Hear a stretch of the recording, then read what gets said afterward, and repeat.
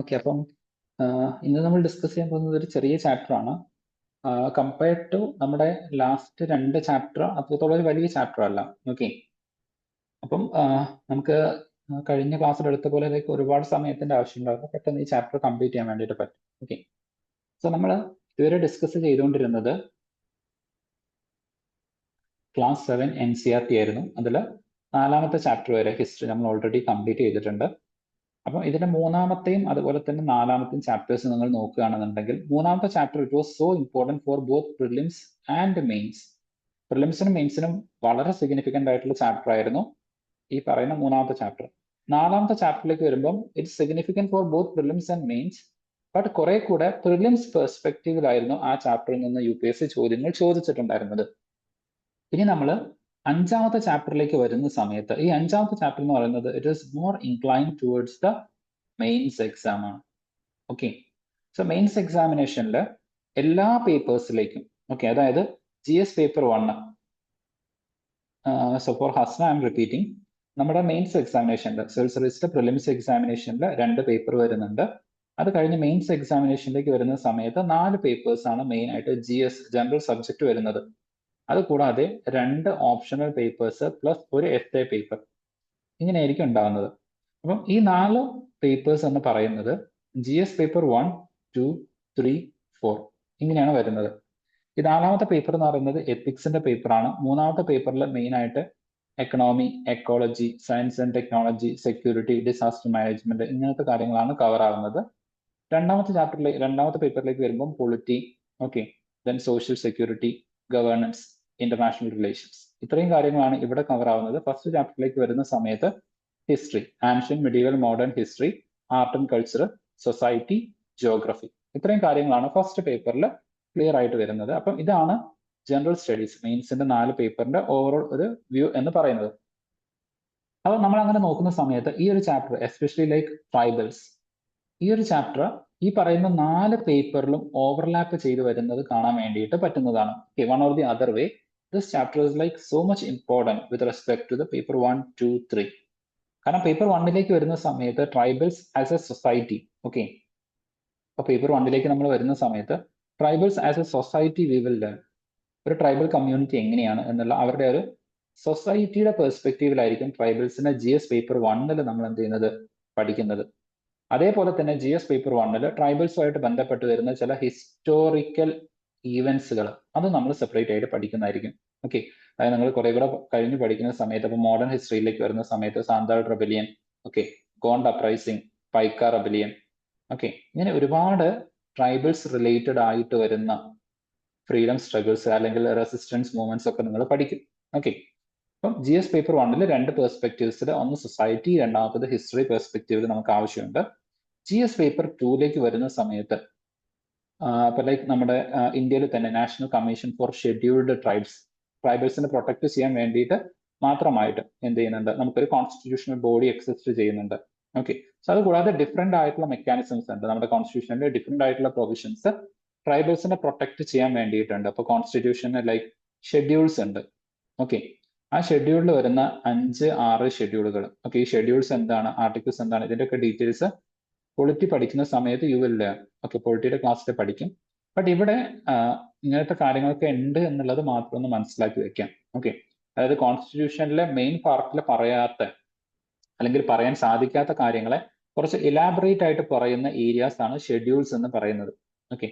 So അങ്ങനെ schedule 5, schedule 6 ഈ 2 ഏരിയയിലും ട്രൈബൽസിനെ കുറിച്ചിട്ട് കുറെ കൂടെ ഡെപ്തിൽ എന്ത് ചെയ്യുന്നുണ്ട്, ഡിസ്കസ് ചെയ്യുന്നുണ്ട്. അങ്ങനെ ഒരുപാട് provisions with respect to tribals നമ്മുടെ ഇന്ത്യൻ കോൺസ്റ്റിറ്റ്യൂഷനിലും പൊളിറ്റി പെർസ്പെക്റ്റീവ്സിലും നമ്മൾ പഠിക്കേണ്ടതുണ്ട്. ഇനി GS പേപ്പർ 3ലേക്ക് വരുന്ന സമയത്ത് GS പേപ്പർ 3ലേക്ക് വരുന്ന സമയത്തും ഇതുപോലെ കുറച്ചധികം ഏരിയാസിൽ ട്രൈബൽസിനെ കുറിച്ചിട്ട് നമുക്ക് പഠിക്കേണ്ടതായിട്ട് വരുന്നുണ്ട്.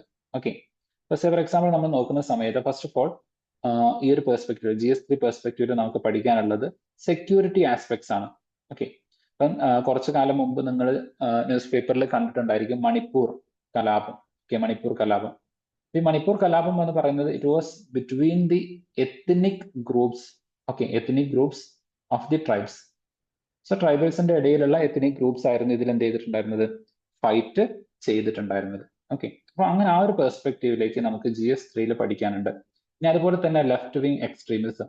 ഓക്കെ, ഇതൊക്കെ എന്താന്നുള്ളത് നിങ്ങൾ പഠിക്കും. പക്ഷെ എനിക്ക് നിങ്ങൾക്ക് ഇവിടെ പറഞ്ഞു തരേണ്ടത് ഈ പറയുന്ന ട്രൈബൽ കമ്മ്യൂണിറ്റി എന്ന് പറയുന്നത് എത്രത്തോളം ഇമ്പോർട്ടന്റ് ആണ് എന്നത് നിങ്ങൾക്ക് കാണിച്ചു തരാൻ വേണ്ടിയിട്ടാണ്.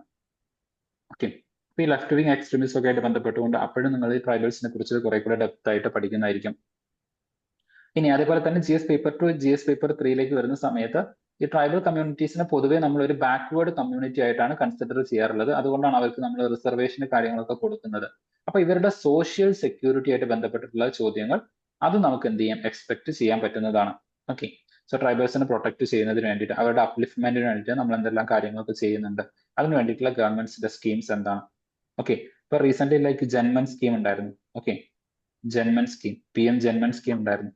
അപ്പൊ ഇത്തരത്തിൽ ഡിഫറെന്റ് ആയിട്ടുള്ള സ്കീമുകൾ നമ്മൾ എന്ത് ചെയ്തിട്ടുണ്ട്, ട്രൈബൽസിന്റെ അപ്രൈസിംഗ്സിന് വേണ്ടിയിട്ട് അല്ലെങ്കിൽ അവരെ സാമൂഹിക പിന്നോക്കാവസ്ഥയിൽ നിന്ന് അവരെ ഉയർത്തിയെടുക്കുന്നതിന് വേണ്ടിയിട്ട് നമ്മൾ എന്ത് ചെയ്തിട്ടുണ്ട്, കൊണ്ടുവന്നിട്ടുണ്ട്. അപ്പൊ ആ ഒരു പെർസ്പെക്റ്റീവില് GS പേപ്പർ 3 നമുക്ക് ചോദ്യങ്ങൾ ചോദിക്കുന്നുണ്ട്. ദെൻ GS പേപ്പർ 4ലേക്ക് വരുന്ന സമയത്ത് എത്തിക്സിന്റെ പെർസ്പെക്റ്റീവിലേക്ക്. ഓക്കെ, അപ്പം എത്തിക്സിന്റെ പെർസ്പെക്റ്റീവിലേക്ക് ഇപ്പൊ ഞാൻ സിമ്പിൾ ആയിട്ട് പറയുകയാണെന്നുണ്ടെങ്കിൽ ഒരു ട്രൈബൽ കമ്മ്യൂണിറ്റി അവരുടെ ലിമിറ്റഡ് ആയിട്ടുള്ള പെർസ്പെക്റ്റീവ്സിൽ they live very happy life. Okay, അവർക്ക് ടെക്നോളജിയുടെ ആവശ്യമോ അല്ലെങ്കിൽ മോഡേൺ മെഡിസിന്റെ ആവശ്യമോ ഒന്നുമില്ല. They live their own life happily. അപ്പം അവരെ നമ്മൾ മോഡേണൈസ് ചെയ്യുക എന്ന് പറഞ്ഞിട്ട് നമ്മുടെ പുതിയ ടെക്നോളജീസ്, നമ്മുടെ പുതിയ ലൈക്ക് എഡ്യൂക്കേഷൻ സിസ്റ്റം, നമ്മുടെ പുതിയ അഡ്മിനിസ്ട്രേറ്റീവ് സിസ്റ്റം, ഇതൊക്കെ അവർക്ക് നല്ലതാണ് എന്ന പേരിൽ അവിടേക്ക് ഇൻട്രൊഡ്യൂസ് ചെയ്യുന്നത് is that ethical? Okay, is that ethical? അതുപോലെ like interacting with the tribals, what are the ethical standards that we have to maintain? Even 2024 ഒരു കേസ് സ്റ്റഡിയിൽ ഇതേ പെർസ്പെക്റ്റീവിൽ ഒരു ചോദ്യം വന്നിട്ടുണ്ടായിരുന്നു. അതായത് ഒരു ട്രൈബൽ ഏരിയയിൽ നിങ്ങളൊരു സെക്യൂരിറ്റി ഓപ്പറേഷൻ നടത്തുകയാണ്.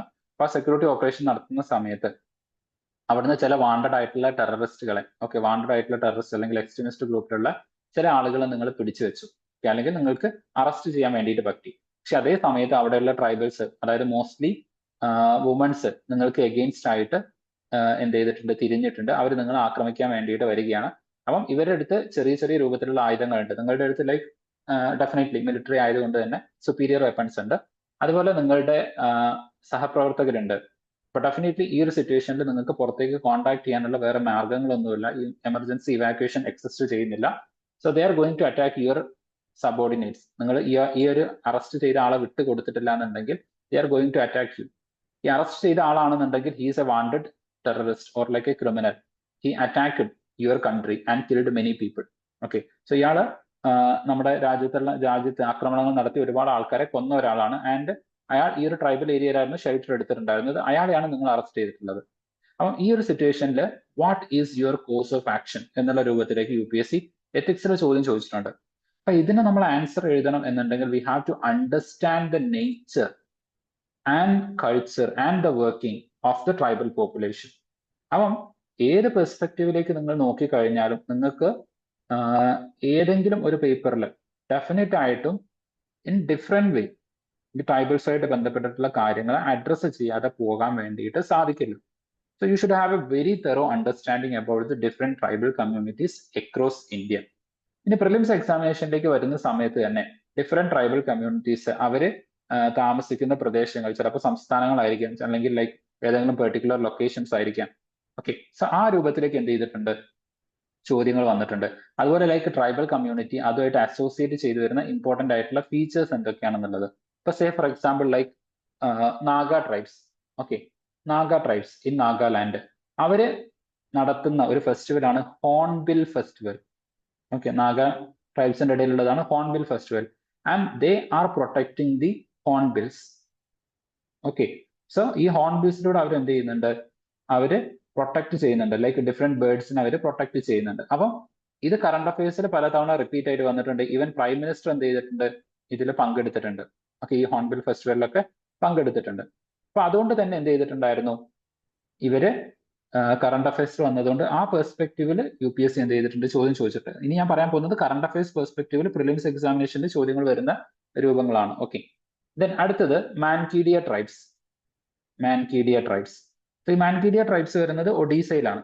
Okay, they are well known for the tiger protection. Okay, tiger പ്രൊട്ടക്ഷന് വളരെ പേര് കേട്ടിട്ടുള്ള ഒരു ഗ്രൂപ്പാണ് മാൻകീഡിയ ട്രൈബ്സ് എന്ന് പറയുന്നത്. ഇനി നമ്മൾ കഴിഞ്ഞ ക്ലാസ്സുകളിലൊക്കെ ഡിസ്കസ് ചെയ്തിട്ടുണ്ടായിരുന്ന ചങ്മ, ചങ്മ ട്രൈബൽ ഗ്രൂപ്പ്സ്, ഇവരാണ് എന്ത് ചെയ്യുന്നത്? പുഷ്മിന അല്ലെങ്കിൽ പഷ്മിന ഷോൾസ് പ്രൊഡ്യൂസ് ചെയ്യുന്നത്. They are from the Jammu and Kashmir. ഇനി അതല്ലാതെ Chakmas and Hajongs, Chakmas and Hajongs, Chakma and Hajong. ഇവരെന്ന് പറയുന്നത് മ്യാൻമാറിൽ ചിലപ്പം അവിടുത്തെ ഒരു ഇൻസർജൻസി അല്ലെങ്കിൽ അവിടുത്തെ ഒരു മിലിറ്ററി കൂപ്പൊക്കെ ചിലപ്പോൾ നിങ്ങൾ പഠിച്ചിട്ടുണ്ടായിരിക്കും. അപ്പം ആ മ്യാൻമാറിൽ ഉണ്ടായിരുന്ന ആ ഒരു സമയത്ത് അല്ലെങ്കിൽ അതിനു മുമ്പ് മ്യാൻമാറിൽ നിന്ന് ഇങ്ങോട്ടേക്ക് കടന്നു വന്നിട്ടുള്ള, especially like Myanmar and Bangladesh, അവിടെ നിന്ന് നമ്മുടെ ഇന്ത്യയിലേക്ക് കുടിയേറി വന്നിട്ടുള്ള ട്രൈബൽ ഗ്രൂപ്പ്സ് ആണ് ചക്മ ആൻഡ് ഹജോങ്സ് എന്ന് പറയുന്നത്. അപ്പം അവരും കറണ്ട് അഫയേഴ്സിൽ ഉണ്ടായിരുന്നത് കൊണ്ട് ആ ഒരു പെർസ്പെക്റ്റീവ്സിൽ എന്ത് ചെയ്തിട്ടുണ്ട്? ചോദ്യങ്ങൾ വന്നിട്ടുണ്ട്.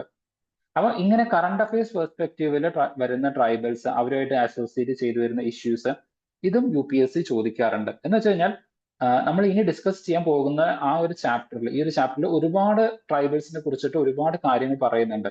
അപ്പൊ അതെല്ലാം കൂടെ പോയിട്ട് നിങ്ങൾ പഠിക്കേണ്ട കാര്യമില്ല.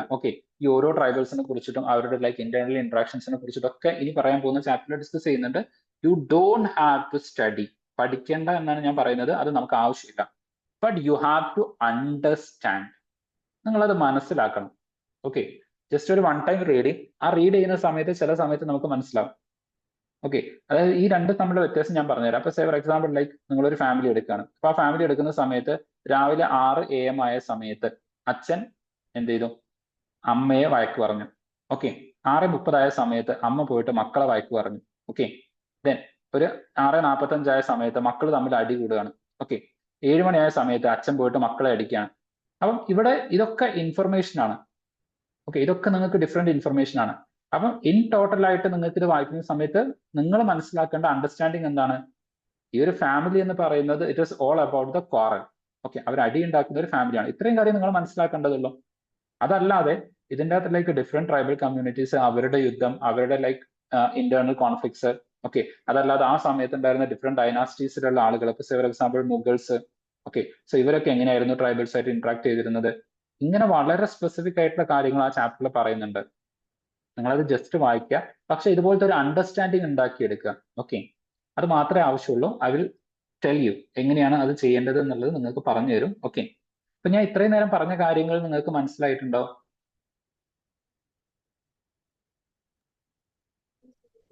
ഉണ്ട് സാർ, മനസ്സിലായി. ഫൈൻ. സജിനെ മനസ്സിലായോ? ഇപ്പൊ എവിടെയാണ്? ഇവിടെ ഹോസ്റ്റലുണ്ടോ? വന്നു സാർ. ഫൈൻ. അപ്പം ഇതൊന്ന് മനസ്സിലാക്കി വെക്കുക. ഇനി അത് ജസ്റ്റ് നിങ്ങൾക്ക് കാണിച്ചു തരാൻ വേണ്ടിയിട്ട്. അതായത് പ്രിലിംസിനേക്കാൾ കൂടുതൽ മെയിൻസ് എക്സാമിനേഷനിലാണ് നമുക്ക് ഇവിടുന്ന് ചോദ്യങ്ങൾ വന്നിട്ടുള്ളത്. അത് ജസ്റ്റ് ഒന്ന് ഞാൻ നിങ്ങൾക്ക് കാണിച്ചു തരാം, ഏതൊക്കെ പെർസ്പെക്റ്റീവിലാണ് നമുക്ക് അവിടെ ചോദ്യങ്ങൾ വന്നിട്ടുള്ളത്.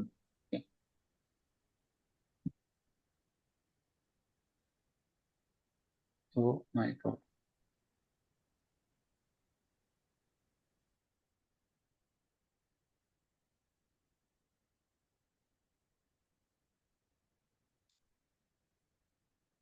I will just show you after some break. Just give me a time.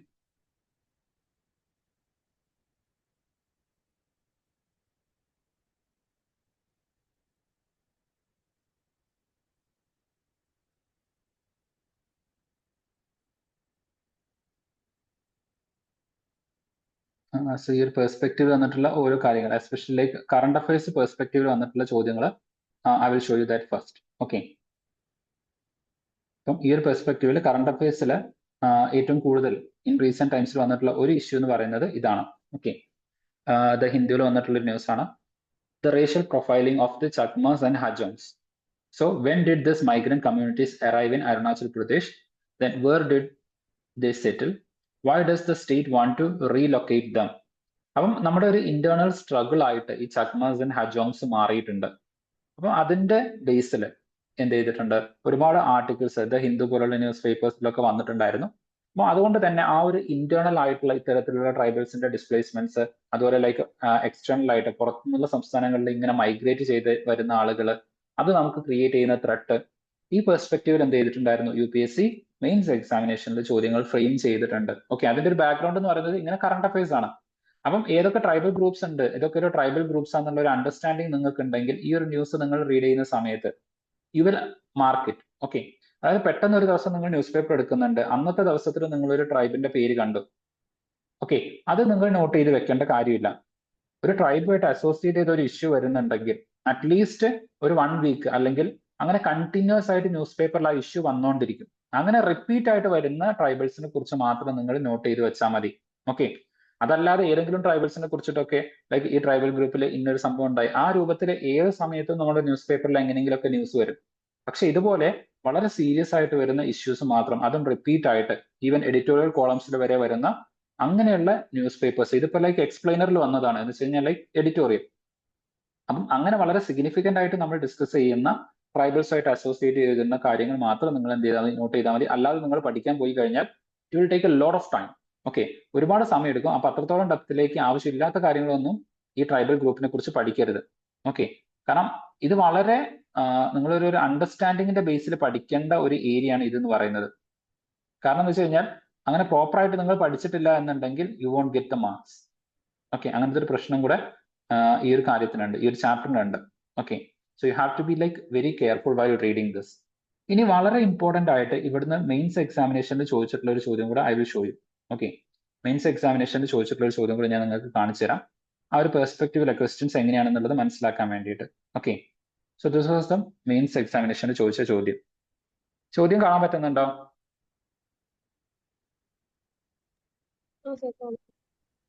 Okay, so ഇവിടെ ചോദ്യം എന്ന് പറയുന്നത്, given the diversities among the tribal communities, in which specific context should they be considered as a single category? ഓക്കെ, ഇപ്പം tribal കമ്മ്യൂണിറ്റീസിന്റെ ഇടയിലുള്ള differences, diversities എന്തൊക്കെയാണ്, how they are different from our mainstream community, അതായത് നമ്മളിൽ നിന്ന് ട്രൈബൽസ് എങ്ങനെയാണ് വ്യത്യസ്തമായിട്ട് നിലനിൽക്കുന്നത്.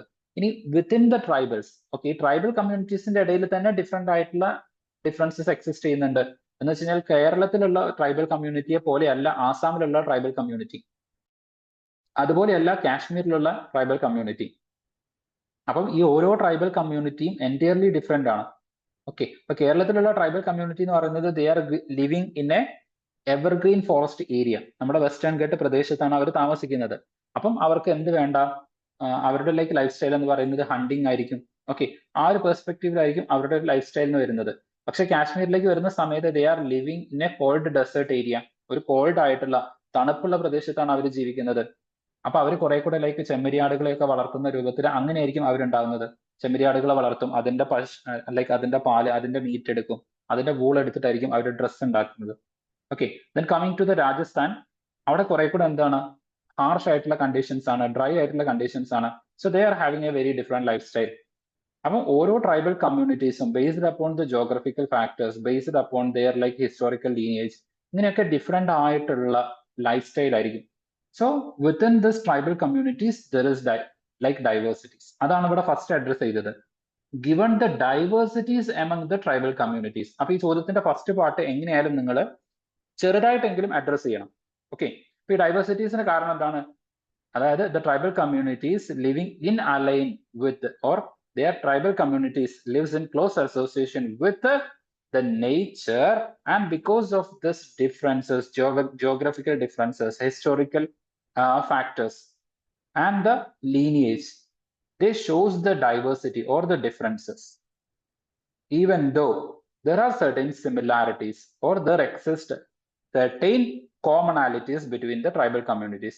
ഇപ്പൊ ട്രൈബൽ കമ്മ്യൂണിറ്റീസിന്റെ ഇടയിലുള്ള ഡൈവേഴ്സിറ്റി അല്ലെങ്കിൽ ഡിഫറൻസ് നിങ്ങൾ അഡ്രസ് ചെയ്യണം. അത് കഴിഞ്ഞിട്ട് നമ്മുടെ മെയിൻ കമ്മ്യൂണിറ്റിയും അതുപോലെ കോമൺ ആയിട്ട് ട്രൈബൽ കമ്മ്യൂണിറ്റീനെ മൊത്തമായിട്ട് ഒരു സിംഗിൾ എൻറ്റിറ്റി ആയിട്ട് നിങ്ങൾ എടുക്കുമ്പോൾ അവരുടെ പൊതുവായിട്ടുള്ള സവിശേഷതകൾ എന്തൊക്കെയാണ്. ഓക്കെ, ഇവിടെ കോമണാലിറ്റീസ്, അതാണ് പൊതു സവിശേഷത എന്ന് പറയുന്നത്. കോമണാലിറ്റീസ് എന്തൊക്കെയാണ്, അപ്പം ഈ പെർസ്പെക്റ്റീവില് ചോദ്യം വന്നിട്ടുണ്ട്. ഓക്കെ, അപ്പൊ ഇതൊക്കെ നിങ്ങൾ ട്രൈബൽ കമ്മ്യൂണിറ്റിനെ കുറിച്ച് പൊതുവായിട്ട് പഠിക്കുന്ന സമയത്ത് നിങ്ങൾ എഴുതേണ്ട ആൻസേഴ്സ് ആണ്. അപ്പൊ ഇവിടേക്കൊക്കെ വരുന്ന സമയത്ത് ശ്രദ്ധിക്കുക, വളരെ സ്പെസിഫിക് ആയിട്ടുള്ള ആൻസേഴ്സ് കൊടുക്കണം. ഓക്കെ, ജനറൽ ആയിട്ട് ട്രൈബൽസ് അങ്ങനെയാണ് ഇങ്ങനെയാണ് അങ്ങനെ പറഞ്ഞത് കൊണ്ട് കാര്യമില്ല. You should have very clear cut examples. Okay, clear cut ആയിട്ടുള്ള എക്സാമ്പിൾസ് അവിടെ നിങ്ങൾക്ക് പ്രൊവൈഡ് ചെയ്യാൻ പറ്റണം. ഈ പോസിബിൾ ലൈക്ക് ട്രൈബൽസിന്റെ പേര് നിങ്ങൾക്ക് അവിടെ കൊടുക്കാൻ പറ്റണം. ഓക്കെ, ഓരോ പ്രദേശത്തുള്ള ട്രൈബൽ കമ്മ്യൂണിറ്റി അവരുടെ യുണീക്ക് ആയിട്ടുള്ള ഫീച്ചേഴ്സ് എന്തൊക്കെയാണ് അത് കൊടുക്കാൻ പറ്റി കഴിഞ്ഞാൽ മാത്രമേ നിങ്ങൾക്ക് അവിടെ മാർക്ക് കിട്ടുള്ളൂ. Okay, it is not easy to get marks. അപ്പം വളരെ സ്പെസിഫിക് ആയിട്ട് ഓരോ ട്രൈബൽ കമ്മ്യൂണിറ്റീസ് അതിന്റെ ലൈഫ് സ്റ്റൈൽ ഫീച്ചേഴ്സ് ഒക്കെ നിങ്ങൾക്ക് കൊടുക്കാൻ വേണ്ടിയിട്ട് സാധിക്കണം. അപ്പൊ അതിന് ഡെഫിനറ്റ്ലി ഈ ചാപ്റ്റർ നിങ്ങളെ ഹെൽപ്പ് ചെയ്യും. ഓൾമോസ്റ്റ് നിങ്ങൾക്ക് എല്ലാ പേപ്പേഴ്സിലേക്കും GS പേപ്പർ 1, 2, 3ലേക്കൊക്കെ ആവശ്യമായിട്ടുള്ള ഇത്തരത്തിലുള്ള ഇൻഫർമേഷൻസ് ആൻഡ് എക്സാമ്പിൾസ് ഈ ഒരു ഏരിയയിൽ നിന്ന് അല്ലെങ്കിൽ ഈ ഒരു ചാപ്റ്ററിൽ നിന്ന് നിങ്ങൾക്ക് കിട്ടും. ഓക്കെ, ദെൻ ഇതല്ലാതെ മെയിൻസ് എക്സാമിനേഷനിൽ 2016 17 ഒക്കെ ചോദിച്ചിട്ടുള്ള ചോദ്യങ്ങളൊന്ന് നോക്കാം. Then why are the tribals in India referred to as the scheduled tribes? Indicate the major provisions enshrined in the constitution for their upliftment. ഇത് GS paper 2 എന്ന് വരുന്ന ചോദ്യമാണ്.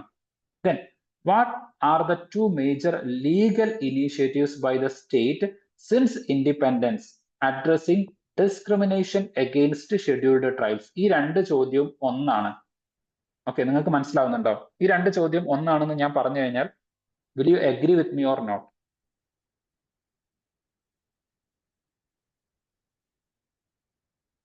ഓക്കെ, രണ്ട് ചോദ്യം ഒന്നാണെന്ന് ഞാൻ പറഞ്ഞാൽ നിങ്ങൾ അത് അംഗീകരിക്കോ ഇല്ലയോ? രണ്ടിലും ലീഗലി ഉള്ള കാര്യങ്ങളാണ് ചോദിച്ചത്, കോൺസ്റ്റിറ്റ്യൂഷൻ ബേസ് ചെയ്തിട്ടുള്ള കാര്യങ്ങളാണ് ചോദിച്ചത്. ഓക്കെ, അതല്ലാതെ ലൈക്ക് ഡെഫിനറ്റ്ലി ആണ്, 100% അത് തന്നെയാണ്. അതല്ലാതെ ഞാൻ ഈ രണ്ട് ചോദ്യം ഒന്നാണ് എന്ന് പറയുന്നതിന്റെ വേറെ എന്തെങ്കിലും പെർസ്പെക്റ്റീവ് നിങ്ങൾക്ക് പറയാൻ പറ്റുമോ?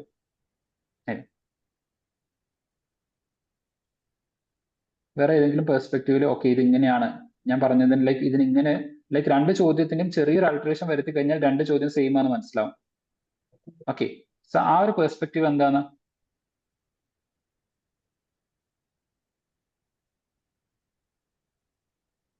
ഹസ്ന, സച്ചിനെ പറയാൻ പറ്റുമോ?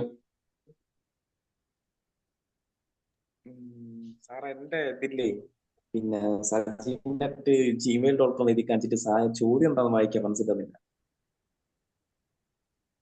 ഓക്കെ, എല്ലാവർക്കും ആ പ്രശ്നമുണ്ടോ? എനിക്ക് പറ്റുന്നുണ്ട്. ഓക്കെ, ഞാനിത് ലൈക്ക് അത് നമ്മുടെ ഈ ഒരു സൂം പ്രൊവിഷന്റെ ഇതാണ്. നാളത്തേക്ക് ഞാൻ എന്ത് ചെയ്യാം, അത് മാറ്റാം. ഓക്കെ, ലൈക്ക് എനിക്കത് ഉണ്ടാവില്ല, ബട്ട് നിങ്ങൾക്ക് ചിലപ്പോൾ അത് ഉണ്ടായിരിക്കും. കാരണം അത് പ്രൊട്ടക്റ്റഡ് ആയതുകൊണ്ട് ഓരോരുത്തർക്കും അവരുടെ പേര് ലൈക്ക് എല്ലായിടത്തും ഇങ്ങനെ നിരത്തി പിടിച്ച് എഴുതി കാണിച്ചിട്ടുണ്ടായിരിക്കും. Okay, so I will remove it tomorrow. Okay, so don't worry. അപ്പം ഇവിടെ ജസ്റ്റ് നിങ്ങൾ നോക്കുക. ആദ്യം നിങ്ങൾ 2017 ചോദ്യം വായിക്കുക. ഓക്കെ, 2017 ചോദ്യം എന്താണ്? What are the major legal initiative? ഇന്ത്യയിലെ മേജർ ലീഗൽ ഇനീഷ്യേറ്റീവ് എന്ന് പറയുന്നത് it is nothing but the constitution. It is the fundamental legal document. ബാക്കി എല്ലാം അതിനുശേഷമാണ്. Okay, so the major legal initiative എന്ന് പറയുന്ന സമയത്ത് അതിൽ 60% content you have to write it from the constitution. കോൺസ്റ്റിറ്റ്യൂഷനിലെ ഡിഫറെന്റ് പ്രൊവിഷൻസ് കാര്യങ്ങൾ. അപ്പം മേജർ ആയിട്ടുള്ള ഒരു സാധനം അത് നിങ്ങൾ എന്ത് ചെയ്യണം? You have to mention about the constitution and its different provision. അതല്ലാതെ അത് കഴിഞ്ഞിട്ട് പിന്നീട് വരുന്ന ഡിഫറെന്റ് ആയിട്ടുള്ള other provisions you have to include. Okay, അപ്പം പിന്നെ ബാക്കിയുള്ള ലീഗൽ പ്രൊവിഷൻസ് നിങ്ങൾ ഇൻക്ലൂഡ് ചെയ്യണം. സിൻസ് ഇൻഡിപെൻഡൻസ് എന്നാണ് പറഞ്ഞിരിക്കുന്നത്. Since independence. അപ്പൊ ഇൻഡിപെൻഡൻസിന് ശേഷം എന്ന് പറയുന്ന സമയത്ത് എല്ലാ കാര്യവും ഇൻഡിപെൻഡൻസിന് ശേഷമാണ് ഈവൻ നമുക്ക് കോൺസ്റ്റിറ്റ്യൂഷൻ പോലും ഉണ്ടായിട്ടുള്ളത്. അപ്പൊ ഡെഫിനറ്റ്ലി നമുക്ക് എന്ത് ചെയ്യാം? കോൺസ്റ്റിറ്റ്യൂഷൻ ഇൻക്ലൂഡ് ചെയ്യാൻ പറ്റും. 1947 നമുക്ക് ഇൻഡിപെൻഡൻസ് കിട്ടി, 49 നമുക്ക് കോൺസ്റ്റിറ്റ്യൂഷൻ കിട്ടുന്നത്. സോ ഇറ്റ്സ് ആഫ്റ്റർ ഇൻഡിപെൻഡൻസ് ആണ്. ഓക്കെ, ദെൻ ഇവിടേക്ക് വരുന്ന സമയത്ത് എന്താണ്? Why are the tribals in India referred to as the scheduled tribes? അതിനെ ഷെഡ്യൂൾഡ് ട്രൈബ്സ് എന്ന് പറയാൻ കാരണം എന്താണ്? Because they are included in the scheduled category of the constitution. അപ്പൊ ഇത് ആക്ച്വലി ഇത് പഠിച്ച ഒരാൾക്ക് ഇവിടേക്കുള്ള ആൻസർ ആണ് ഇത്. ഓക്കെ, അതായത് ഞാൻ നേരത്തെ പറഞ്ഞ പോലെ ഷെഡ്യൂൾ 5, ഷെഡ്യൂൾ 6 ഇത് രണ്ടും എന്താണ്? കോൺസ്റ്റിറ്റ്യൂഷനിൽ നമ്മുടെ ട്രൈബൽ കമ്മ്യൂണിറ്റീസിനെ പ്രൊട്ടക്ട് ചെയ്യാനുള്ള പ്രൊവിഷൻ ആണ്. Okay, then indicate the major provisions enshrined in the Constitution of India for their upliftment. അപ്പൊ ഇവിടേക്ക് ആവശ്യമുള്ള ആൻസർ നമുക്ക് ഈ ഒരു 2016 കിട്ടും. അതുകൊണ്ടാണ് ഇമ്മീഡിയറ്റ് ആയിട്ടുള്ള ഇയേഴ്സിൽ ഡെഫിനറ്റ്ലി ക്വസ്റ്റ്യൻസ് റിപ്പീറ്റ് ചെയ്യും. ഇമ്മീഡിയറ്റ് ആയിട്ടുള്ള ഇയേഴ്സിൽ മാത്രമല്ല. ഓക്കെ, അതായത് പ്രീവിയസ് ഇയർ ക്വസ്റ്റ്യൻസ് വീണ്ടും വീണ്ടും മെയിൻസ് എക്സാമിനേഷനിൽ UPSC റിപ്പീറ്റ് ചെയ്തു വരും. ഓക്കെ, സോ അതുകൊണ്ടാണ് പറയുന്നത് UPSCയുടെ മെയിൻസ് എക്സാമിനേഷനിൽ വരുന്ന ക്വസ്റ്റ്യൻസ് ടു ഗ്രേറ്റ് എക്സ്റ്റെന്റ് നമുക്ക് പ്രിഡിക്ട് ചെയ്യാം. പലപ്പോഴും നിങ്ങൾ കണ്ട ക്വസ്റ്റ്യൻസ് തന്നെയായിരിക്കും എന്ത് ചെയ്യുന്നത്? ചിലപ്പോൾ UPSCയുടെ ലൈക്ക് ഇതേപോലെ 2014 ചോദിച്ച അതേ ചോദ്യം 17 വരുന്നത് നിങ്ങൾക്ക് കാണാം. ഓക്കെ, 2022 2019 ചോദിച്ച ഒരു ചോദ്യം അതേപോലെ 2020 വന്നിട്ടുണ്ട് GS പേപ്പർ 2. കോണ്ടെക്സ്റ്റ് എന്ന് പറയുന്നത് ഇലക്ടറൽ ഡിസ്ക്വാളിഫിക്കേഷൻ ആയിട്ട് ബന്ധപ്പെട്ടിട്ട്.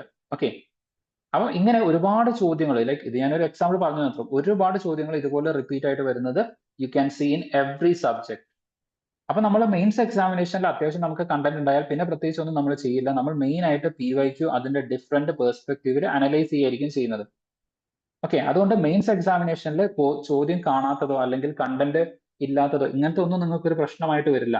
ജസ്റ്റ് പ്രീവിയസ് ഇയർ ക്വസ്റ്റ്യൻസ് അതെടുത്ത് പ്രോപ്പറായിട്ട് തറവായിട്ട് പഠിച്ചാൽ ഇറ്റ്സ് ഡൺ.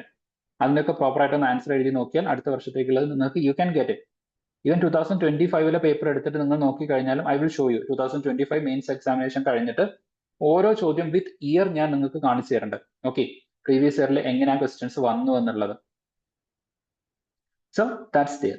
അപ്പം ഈ രൂപത്തിലാണ് മെയിൻസ് എക്സാമിനേഷനിൽ വരുന്നത്. അപ്പം ഇവിടെ നിങ്ങൾ നോക്കിയാൽ മനസ്സിലാവും ട്രൈബൽസ് ആയിട്ട് ബന്ധപ്പെട്ട് ഒരുപാട് ചോദ്യങ്ങൾ, ഞാൻ കുറച്ച് ചോദ്യം മാത്രമേ ഇവിടെ എടുത്തിട്ടുള്ളൂ. ഇതിന്റെ ഇൻ ബിറ്റ്വീൻ ഇയേഴ്സിലൊക്കെ ഒരുപാട് ചോദ്യങ്ങൾ വന്നിട്ടുണ്ട്. അപ്പം ഇത്തരത്തില് കറണ്ട് അഫയേഴ്സ് പെർസ്പെക്റ്റീവിലായാലും മെയിൻസിന്റെ ഡിഫറെന്റ് പേപ്പേഴ്സിലായാലും ഒരുപാട് ചോദ്യങ്ങൾ ഈ ട്രൈബൽസുമായിട്ട് ബന്ധപ്പെട്ടിട്ട് നമുക്ക് പഠിക്കാനുണ്ട് എന്നുള്ളത് ജസ്റ്റ് മനസ്സിലാക്കി വെക്കാം. ഓക്കെ, ഇപ്പൊ ഞാൻ ഓൾറെഡി ഈ ചാപ്റ്ററിലേക്ക് കടക്കുന്നതിന് മുമ്പ് എങ്ങനെ ഈ ചാപ്റ്റർ പഠിക്കണം എന്നുള്ള കാര്യമാണ് ഞാൻ നിങ്ങൾക്ക് പറഞ്ഞു തന്നത്. And its relevance. ഓക്കെ, കാരണം അല്ലെങ്കിൽ ഈ ചാപ്റ്റർ നിങ്ങൾ കാട് കയറി പഠിക്കും. ഈ ചാപ്റ്ററിൽ പഠിക്കാനൊന്നുമില്ല, ജസ്റ്റ് മനസ്സിലാക്കി വെക്കുക എന്നുള്ളത് മാത്രം. Okay, now let's get into the discussion. Tribals. ആരാണ് ട്രൈബൽസ്? ആരാണ് ട്രൈബൽസ്? ജസ്റ്റ് ഓക്കെ, നിങ്ങൾ മാക്സിമം ഇന്ററാക്ട് ചെയ്യണം. അപ്പം ആ ഇന്ററാക്ഷൻ എന്ന് പറയുന്നത് ഒരിക്കലും നിങ്ങളുടെ നോളജ് ടെസ്റ്റ് ചെയ്യാൻ അങ്ങനെയല്ല. ഒന്ന് നിങ്ങൾ മനസ്സിലാക്കിയിട്ടുണ്ട്, കാര്യങ്ങൾ മനസ്സിലാക്കിയിട്ടുണ്ടെന്നത് എനിക്ക് മനസ്സിലാവാനും അതുപോലെ നിങ്ങളുടെ ലെവൽ എത്രയാണ് എന്നുള്ളതും കൂടെ എനിക്ക് മനസ്സിലാക്കാൻ വേണ്ടിയിട്ടാണ്. Okay, so I will call out each one of your name. ഇവിടെ നിങ്ങൾ വേറെ ആരും ജഡ്ജ് ചെയ്യാനൊന്നും പോകുന്നില്ല. Every one is starting from the beginning stage. അപ്പം അതുപോലെ ലൈക്ക് ഓരോരുത്തരും ഡിഫറെന്റ് സ്റ്റേജ് ആയിരിക്കും. നിങ്ങളൊരു UPSC കോച്ചിങ്ങിന് പോകുന്ന സമയത്ത് ചില ആളുകൾ ലൈക്ക് ഫൗണ്ടേഷൻ കോച്ചിങ് ഒക്കെ എടുത്ത് വന്നിട്ടുള്ള ആൾക്കാരുണ്ടായിരിക്കും. ചില ഒരു വർഷം കോച്ചിങ് കഴിഞ്ഞു വരുന്ന ആൾക്കാരുണ്ടായിരിക്കും. ചില ക്ലാസ്സുകൾക്ക് ഓൾറെഡി ലൈക്ക് മെയിൻസ് എക്സാമിനേഷൻ എഴുതി ഇന്റർവ്യൂ അറ്റൻഡ് ചെയ്തിട്ടുള്ള ആൾക്കാരുണ്ടായിരിക്കും.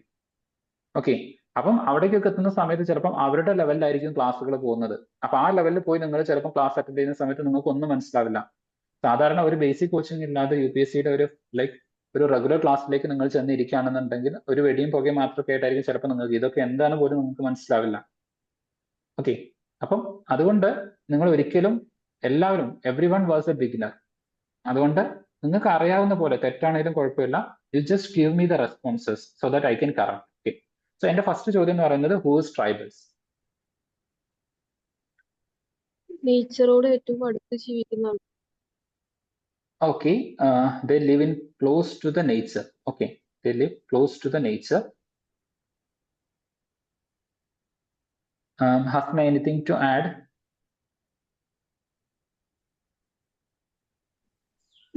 ഇൻഡിജീനിയസ് ആയിട്ടുള്ള ആൾക്കാരാണെന്ന് പറയാൻ പറ്റും. Yes, exactly. Okay, indigenous ആയിട്ടുള്ള ആൾക്കാരാണ് എന്ന് വെച്ച് കഴിഞ്ഞാൽ we can call them as the primordial. Okay, primordial അല്ലെങ്കിൽ ആ ഒരു പ്രദേശത്ത് ആദ്യകാലം മുതലേ അവിടെ ജീവിച്ചു വരുന്ന ആൾക്കാരാണ് ദിസ് ട്രൈബൽസ്. അവർ ജീവിക്കുന്നത് ആ പ്രദേശത്താണ്, അവിടുന്ന് അവർ പുറത്തേക്ക് പോകുന്നില്ല. So they are like indigenous inhabitants. Okay, indigenous inhabitants ആണ്. ഓക്കെ, ദെൻ സജിന് എന്തെങ്കിലും കോൺട്രിബ്യൂട്ട് ചെയ്യാനുണ്ടോ ട്രൈബൽസ് ആയിട്ട് ബന്ധപ്പെട്ടിട്ട്?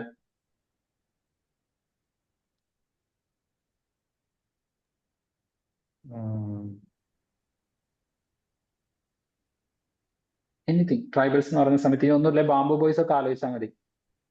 എന്താ ഒരു പ്രത്യേകമായിട്ടുള്ള ഒരു ട്രഡീഷൻ ഉണ്ടാവും. Yes, exactly. Okay, they have unique traditions. They have unique tradition. Okay, like simple ആയിട്ട് ആ ബാംബു എക്സാക്ട്ലി. ഓക്കെ, നിങ്ങൾക്ക് പറഞ്ഞു തരാനുള്ള ഒരു ഇതിന് വേണ്ടിയിട്ടാണ് ചില കമ്പാരിസൺസ് നടത്തുന്നത്. അപ്പം ബാംബു ബോയ്സിൽ നിങ്ങൾ കേട്ടിട്ടുണ്ടായിരിക്കും, അല്ലെങ്കിൽ നിങ്ങൾ കണ്ടിട്ടുണ്ടോ എന്ന് എനിക്കറിയില്ല. കലാപം മണിയൊക്കെ അഭിനയിച്ചിട്ടുള്ള ഒരു സിനിമയാണ് ബാംബു ബോയ്സ് എന്ന് പറയുന്നത്. ചിലപ്പോൾ ഒരു കോമഡി സീൻസ് ഒക്കെ നിങ്ങൾ യൂട്യൂബിൽ സെർച്ച് ചെയ്താൽ നിങ്ങൾക്ക് കിട്ടും. അപ്പൊ അതിലേക്ക് എന്തെങ്കിലും ഒരു സന്തോഷം വരുമ്പോഴത്തേക്കും അവർ ഇയാമ്പാച്ച എന്ന് പറഞ്ഞിട്ട് ഗ്രൂപ്പ് ഡാൻസ് ചെയ്യാറുണ്ട്. അപ്പൊ അവിടെ നമുക്ക് കിട്ടേണ്ട ഇൻപുട്ട് എന്താന്ന് വെച്ച് കഴിഞ്ഞാൽ group dance. Okay, group dance എന്ന് വെച്ച് കഴിഞ്ഞാൽ they have A community celebration. Community celebration.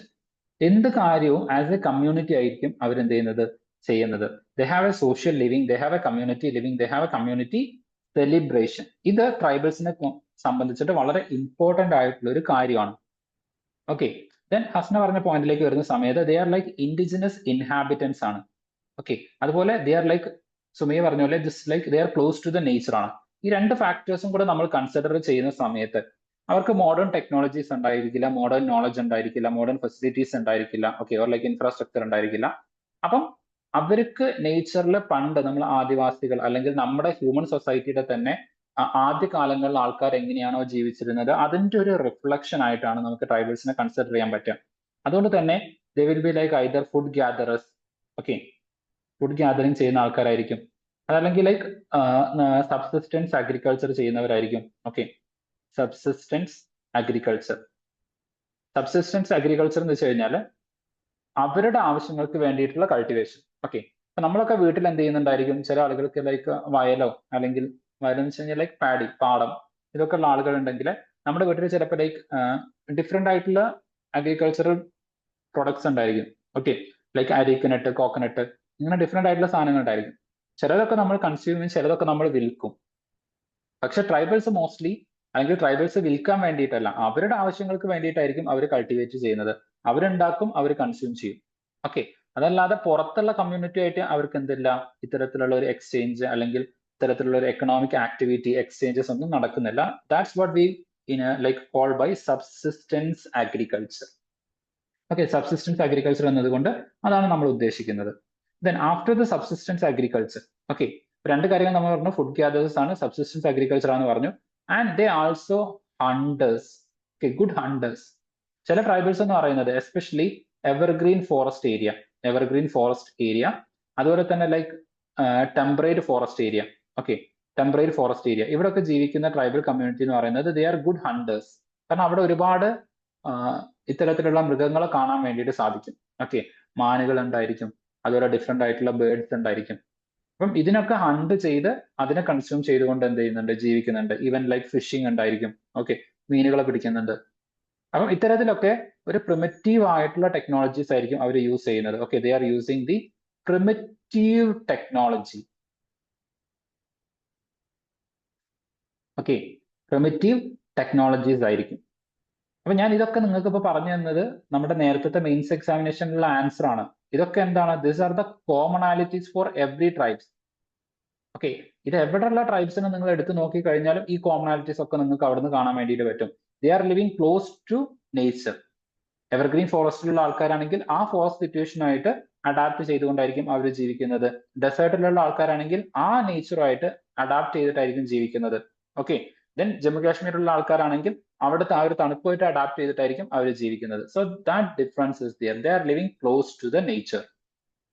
Okay, അതുപോലെ അവർക്ക് എന്താണ് പ്രിമിറ്റീവ് ആയിട്ടുള്ള ടെക്നോളജീസ് ആണുള്ളത്. Subsistence form of the agriculture ആയിരിക്കും അവർ ലൈക്ക് അഡോപ്റ്റ് ചെയ്യുന്നത്. ഈ അഗ്രികൾച്ചർ എന്ന് പറയുന്നതിൽ അനിമൽ റെയറിംഗ് ഒക്കെ ഇൻക്ലൂഡഡ് ആണ്. ഓക്കെ, സോ ആ ഒരു വൈഡർ പെർസ്പെക്റ്റീവിലാണ് അഗ്രികൾച്ചർ എന്നുള്ള അർത്ഥത്തിലേക്ക് പറയുന്നത്. ഓക്കെ, അനിമൽ റെയറിംഗ്, പൗൾട്രി, ഇതെല്ലാം ഇവിടെ ഇൻക്ലൂഡഡ് ആണ്. ഓക്കെ, സോ അത് വരുന്നുണ്ട്. ദെൻ ഹണ്ടിങ് ഉണ്ട്. Okay, which ever community it is, അവിടെയൊക്കെ എന്തുണ്ട്, ഹണ്ടിങ് കാണാൻ വേണ്ടിയിട്ട് സാധിക്കുന്നതാണ്. ഓക്കെ, ദെൻ അവിടെ അവർക്ക് അവരുടേതായിട്ടുള്ള യുണീക് ട്രഡീഷൻസ് ഉണ്ട്. ആ യുണീക് ട്രഡീഷൻസിൽ ഡിഫറൻസ് ഉണ്ടായിരിക്കും. ഓക്കെ, ബട്ട് എല്ലാവർക്കും ഒരു യുണീക് ട്രഡീഷൻസ് ഉണ്ട്. അതെന്താണ്, പൊതുവായിട്ടുള്ള ഒരു പ്രത്യേകതയാണ്. അപ്പൊ they all have A unique tradition. Then അതുപോലെ തന്നെ നിങ്ങൾ നോക്കുകയാണെന്നുണ്ടെങ്കിൽ ഓരോ ട്രൈബൽസിനും ഓരോ ക്ലാൻ ഉണ്ടായിരിക്കും. ഓക്കെ, ഓരോ ക്ലാൻ, ഓരോ ഗോത്രം ഉണ്ടായിരിക്കും. അതുപോലെ ലൈക്ക് നമ്മൾ നമ്മുടെ കമ്മ്യൂണിറ്റീസിലൊക്കെ പറയാറുണ്ട്.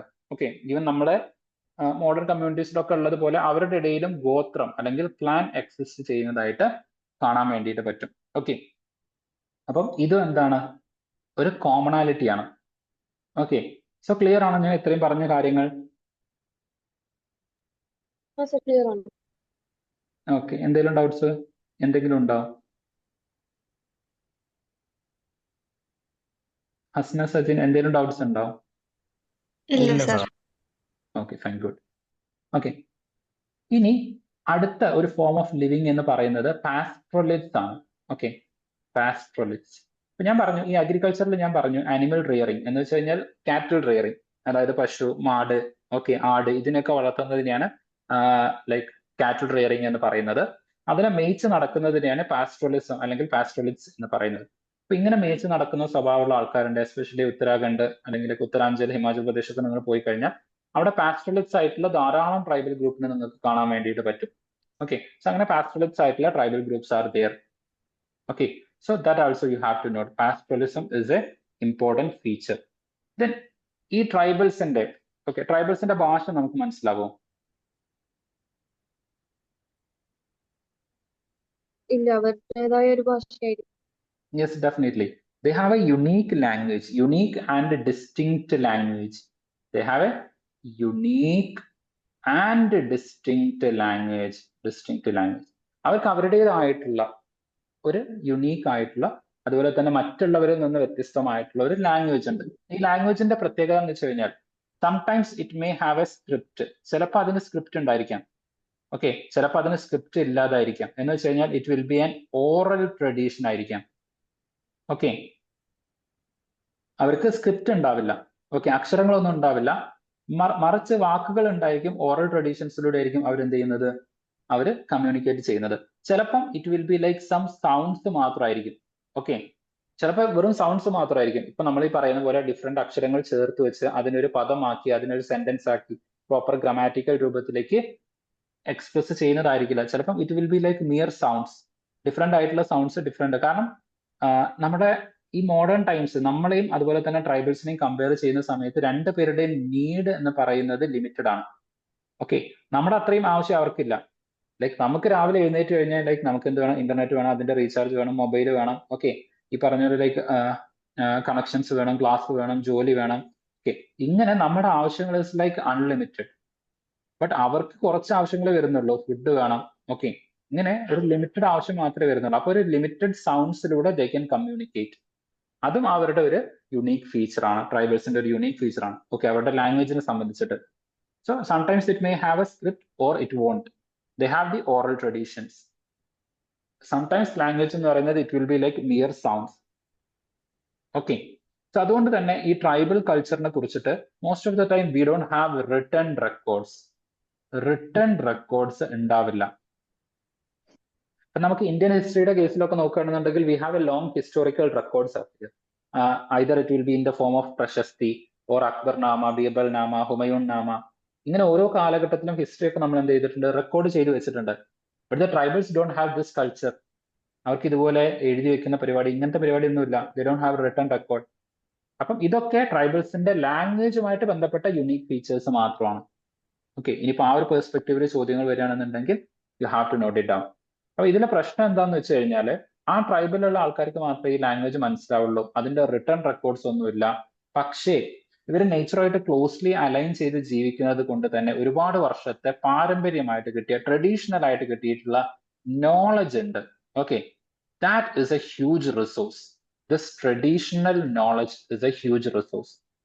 അപ്പൊ ഈ ലാംഗ്വേജ് അല്ലെങ്കിൽ ഈ ട്രൈബൽ കമ്മ്യൂണിറ്റി ഇല്ലാതായാൽ ഈ ട്രഡീഷണൽ നോളജ് നമുക്ക് നഷ്ടപ്പെട്ടു പോകും. Okay, we will loose this traditional knowledge. ഞാൻ പറഞ്ഞത് മനസ്സിലായിട്ടുണ്ടോ? ഓക്കെ, സോ ഡിഫറെന്റ് ആയിട്ട് ചിലപ്പോൾ അതെന്തായിരിക്കാം, മെഡിസിൻസിനെ കുറിച്ചിട്ടുള്ള ട്രഡീഷണൽ നോളജ് ആയിരിക്കാം, അല്ലെങ്കിൽ ചിലപ്പോൾ നേച്ചറിനെ കുറിച്ചിട്ടുള്ള നോളജ് ആയിരിക്കാം. ഓക്കെ, സോ ഇതായിട്ട് ബന്ധപ്പെട്ടിട്ട് പണ്ട് നമ്മൾ പറയാറുള്ള ഒരു കാര്യമായിരുന്നു ഈ സുനാമി. ഓക്കെ, ആ സുനാമി വരുന്നത് സുമാത്രയിലും ജാവയിലും അതുപോലെ ഇന്തോനേഷ്യയിലൊക്കെ ഉള്ള, അതുപോലെ നമ്മുടെ ആൻഡമാൻ നിക്കോബാറിലൊക്കെ ഉള്ള ചില tribal groups they predicted this beforehand. എന്നിട്ട് അവർ കുന്നിന്റെ മുകളിലേക്ക് ഓടി കയറിയിട്ടുണ്ടായിരുന്നു. Okay, why they were able to do that? Because they know the nature, they know the nature very well. അപ്പൊ ആ നേച്ചറിലുള്ള ഓരോ small changes they can understand. അപ്പം ആ ഒരു ട്രഡീഷണൽ ആയിട്ടുള്ള നോളജ് എന്ന് പറയുന്നത് it is a huge resource. അപ്പൊ ഇത്തരത്തിലുള്ള ഒരു ലാംഗ്വേജ് നമുക്ക് നഷ്ടപ്പെട്ടു പോകുന്ന സമയത്ത്, ഇത്തരത്തിലുള്ള ട്രൈബൽ പോപ്പുലേഷൻ കുറയുന്ന സമയത്ത് we are actually losing this traditional knowledge. We are losing the information about this knowledge. Okay, അങ്ങനെ വിലപ്പെട്ട ഒരുപാട് സമ്പത്ത് നമുക്ക് നഷ്ടപ്പെട്ടു പോകുന്നുണ്ട്. ചില സമയത്ത് ട്രൈബൽ പോപ്പുലേഷൻ കുറയുന്നത് മാത്രമായിരിക്കണം എന്നില്ല. ഈ ട്രൈബൽ കമ്മ്യൂണിറ്റി മോഡേണൈസ് ആവുകയെന്ന് വിചാരിക്കാം. ഓക്കെ, മോഡേണൈസ് ആവുകയെന്ന് വിചാരിക്കാം. അങ്ങനെ മോഡേണൈസ് ആവുന്ന സമയത്ത് എന്ത് സംഭവിക്കും? ആ ഒരു ട്രൈബൽ ഗ്രൂപ്പിലുള്ള ആളുകൾ പുതിയ ലാംഗ്വേജ് പഠിച്ച് പുതിയ കൾച്ചർ, അപ്പൊ അവരുടെ കൾച്ചറായിട്ട് ഒരു ഡിസ്കണക്ട് വരും. അങ്ങനെ വരുന്ന സമയത്തും ആ ഇൻഡിജിനസ് ക്യാരക്ടേഴ്സ് അല്ലെങ്കിൽ ഫീച്ചേഴ്സ് വെച്ച് പുലർത്തുന്ന ട്രൈബൽസിന്റെ പോപ്പുലേഷൻ കുറയും. അപ്പൊ ഈ ട്രൈബൽ കമ്മ്യൂണിറ്റീസിന്റെ ഇടയിൽ നടക്കുന്ന ഈ ഒരു മോഡേണൈസേഷൻ കാരണം ഇത്തരത്തിലുള്ള ട്രഡീഷണൽ നോളജും കാര്യങ്ങളൊക്കെ നമുക്ക് നഷ്ടപ്പെട്ടു പോകുന്നുണ്ട്. നമ്മുടെ ഒരു unique cultural erosion is happening. So note that keyword, there is this cultural erosion.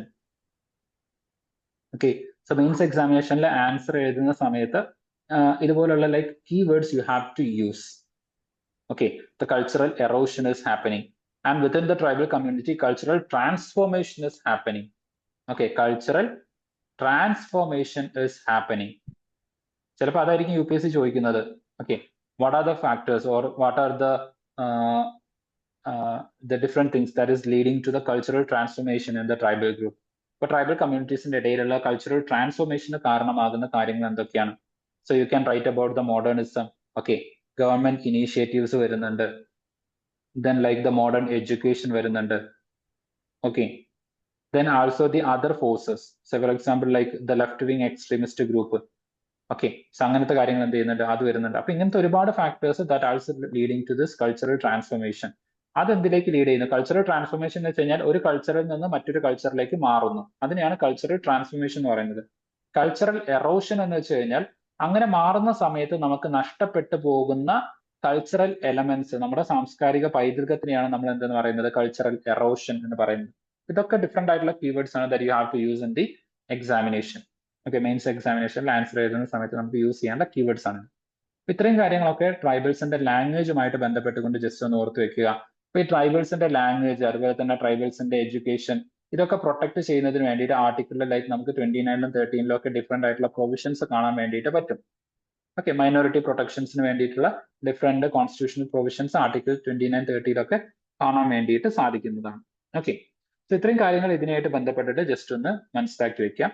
ഇനി ട്രൈബൽ കമ്മ്യൂണിറ്റീസിന് ചില സമയത്ത് they have A different livelihood. Okay, ഇപ്പൊ നമ്മൾ പറഞ്ഞത് ഫുഡ് ഗ്യാതറിംഗ്, അഗ്രികൾച്ചർ അത് മാത്രമാണ്. Sometimes they have like some economic activities also.